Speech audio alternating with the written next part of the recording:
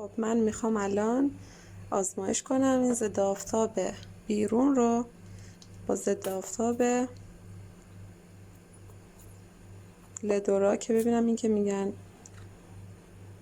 بی آب واقعا ضد آب هست یا نه.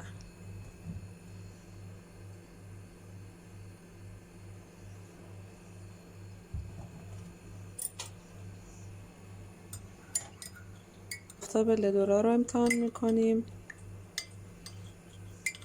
ببینید آب چقدر زلاله، من هر کاری میکنم واقعا این جمع میشه، حتی لهشم میکنی به لیوان میچسبه و پخش نمیشه.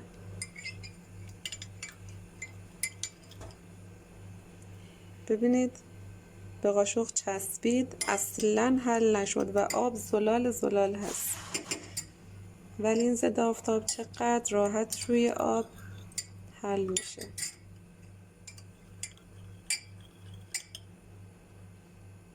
خودتون مشاهده میکنید ضد آب هست و به خاطر همین توی گرما اصلا باعث تعریق نمیشه و فوق العاده هست.